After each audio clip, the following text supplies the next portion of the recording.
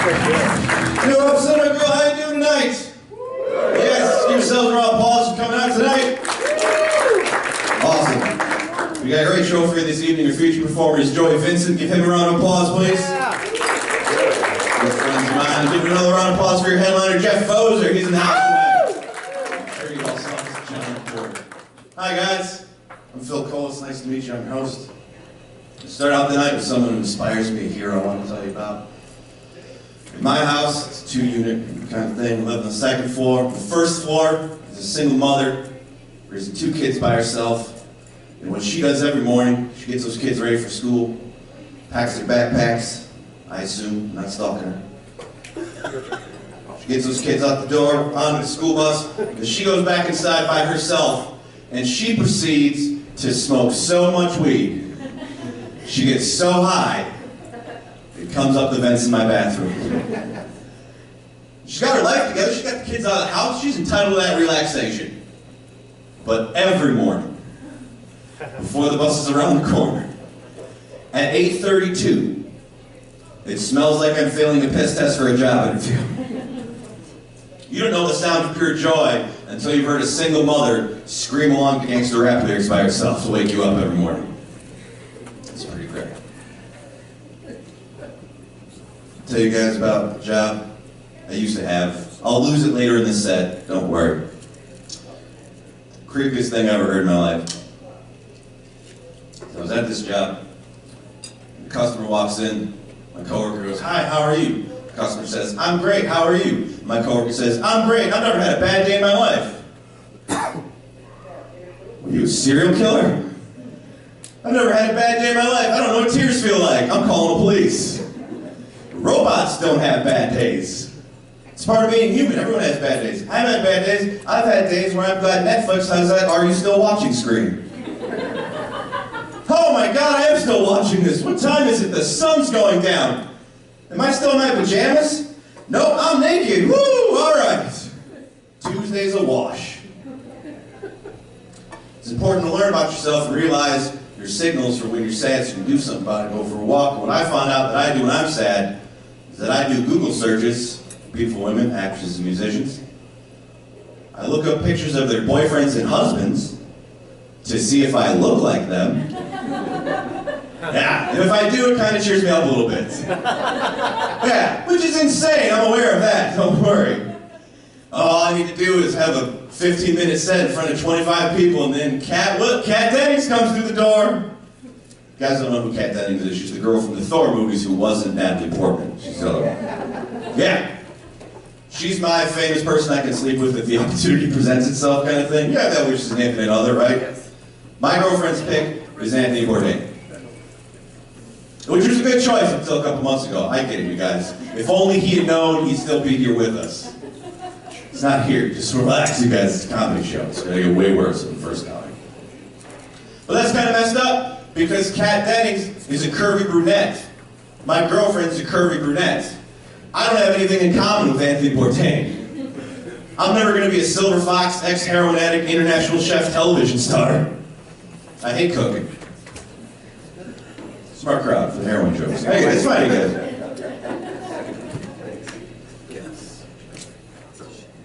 Look, you guys, I like smartphones. They're great. We live in the future.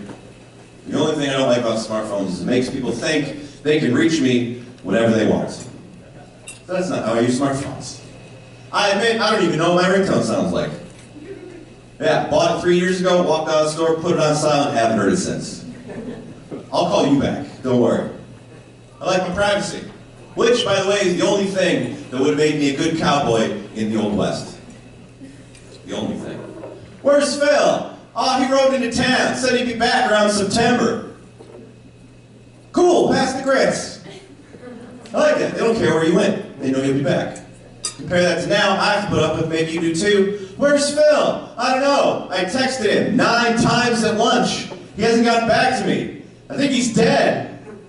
Oh no! Pass the grits. I didn't answer because I was doing something more important, like eating lunch. Leave me alone. And my family's always really mad because I never answer. And they're like, what if we call and there's an emergency? You don't answer. What if there's an emergency? If there's an emergency, You dial a much shorter phone number than mine, and it even brings a paid medical professional to your door to help solve all your problems. Instead of me, a guy who flunked out of the Boy Scouts. Like, how do you flunk out of the Boy Scouts? They don't even have grades. Well, apparently, if you spend every meeting in the corner by yourself practicing hacky-sack, they ask you not to come back again. So no, I'm no one's emergency contact. And the only other group of people who demand you answer every time they call is your job, and that's the worst. It's never good news, right? They don't call on your day off to give you another day off. It's not their game. So I had a job that called on my day off, and I never answered, and now I'm a full-time comedian. See, told you guys, come back around. They were always calling, I never answered. I figured a job I had to pass the piss test to get in the first place wouldn't want me to answer the phone when they called when I was getting high on my day off. It's called being professional. Thanks, Rick. But now, besides doing this awesome comedy thing, which I love, I also deliver Grubhub, like food for people. You're welcome. It's cool. Get paid to listen to my music. I like it a lot. The best perk of the job is that if I have the food and I go to someone's house and they don't answer, or they got so high they forgot they ordered food, it becomes mine now. Free food. Awesome. Almost all the time it's great, but one time it wasn't, was when I made a pickup at a place called the Herbivorous Butcher. Cool. You guys laughing because you know why those two words don't go together. Yeah, it's a vegan butcher shop. All the bread, cheese, and meat are not meat, cheese, or bread. I texted my girlfriend, I said, I got free food from a vegan butcher shop. She says, that doesn't make any sense. I said, yeah, it tastes like it too. Still free, tasted like free. But sometimes people don't like when I'm just parking just to get the food. Like I was at Mall of America to make a pickup for some food, because that's where they keep all the good sushi. Thanks. The only open spot were Uber-specific parking spots for a carpool emergency. I don't know, whatever. So I'm like, I'm not making the food, I'm just picking it up. I go in, come back out 5 minutes. Security guard goes, hey, the tow truck was on its way. And I go, oh, thanks, man. Like assuming he was being sympathetic, right? Like, close call, bro. Because it never occurred to me that anyone would actually care about this stuff. So I go, oh, thanks, man. He goes, did you see the signs? Like, oh, man. You really care, don't you? Are we done, man? I'm leaving. I beat the truck. I'm a Grubhub delivery driver. You're a mall security guard. We're both on the bottom of the totem pole. Why am I the only one that seems to notice that right now? So he goes, did you see the sign? I go, yup. I get my car and back out and wave away as I drive off on him. And I get it, you guys. I just told you a boring story when nothing happened. It's fine. You guys are strapped in, ready for a climax or altercation. You got let down and nothing happened. Yeah, congratulations. Now you know what it's like to be a mall security guard every day of your life. I like that one. Yeah, I like all my joke baby chili.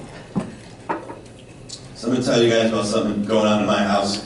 Is that my roommate really wants to get a gun for some reason. And I don't want him to have one. Out of everyone in the house, he should have one the least. If we were being robbed, I wouldn't even be nervous until he brought his gun out. This dude can't do dishes right. He should not be in charge of home defense. I have 2 cats and a laser pointer. If we were being robbed, point the laser pointer at the dude, cats could fight him off. I was like going home telling my cats how great that joke went. Even if it didn't, they're just happy for Daddy. If you've been Chloe, thank you.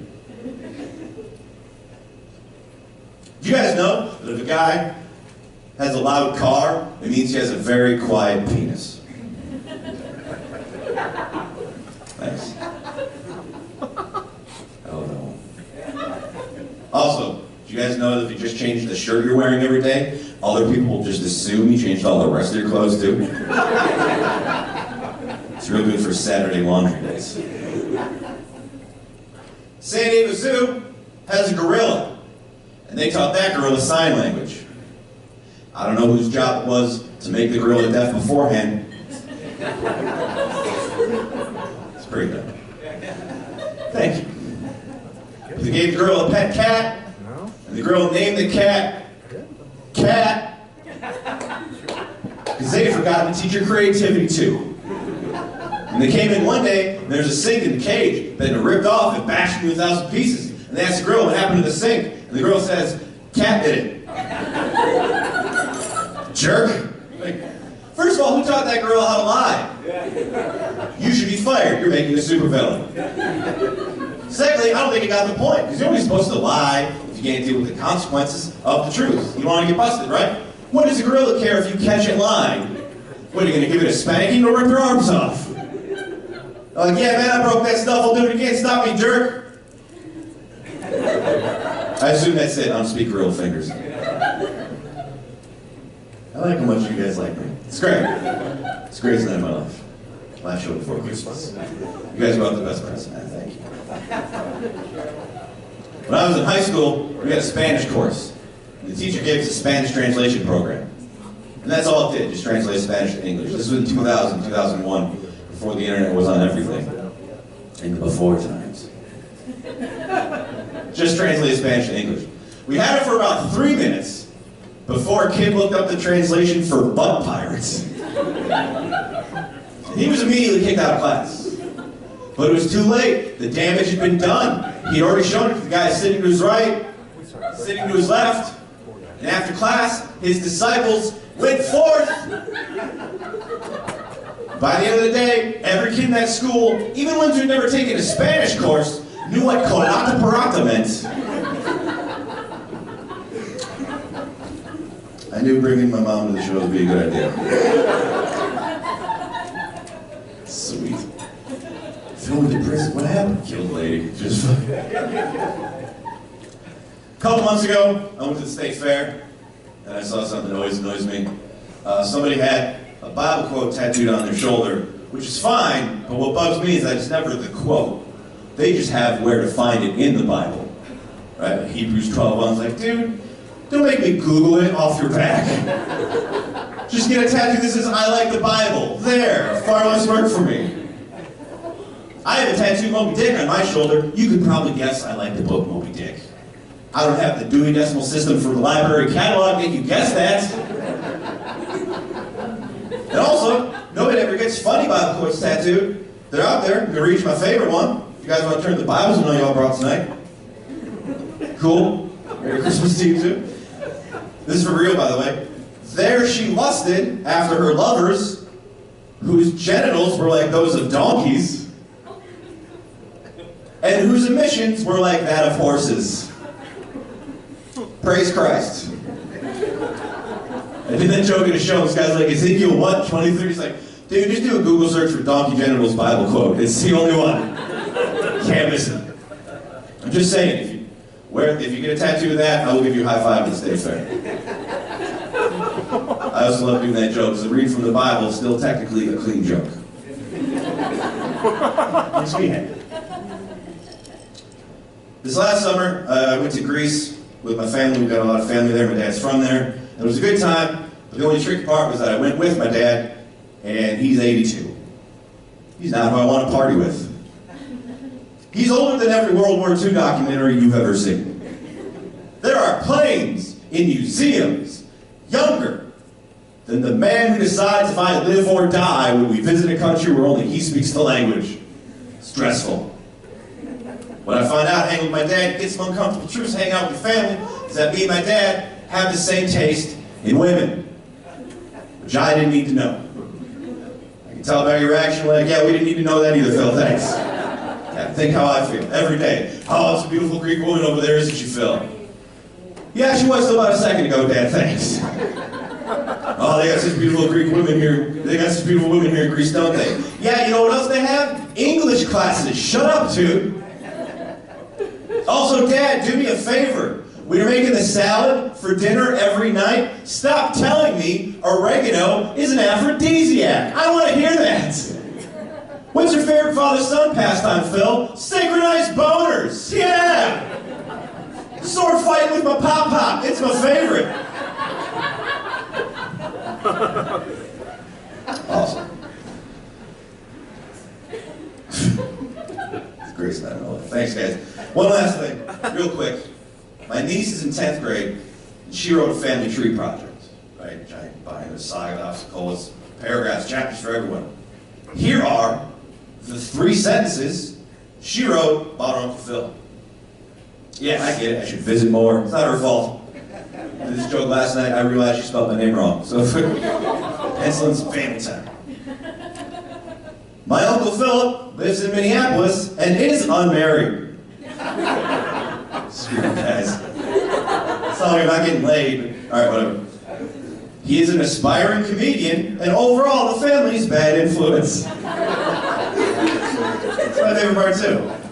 Except for aspiring comedian. Whatever. Screw her. I mean, you get paid for this one. She doesn't know that. Whatever. She closed with a compliment, though. Real classic.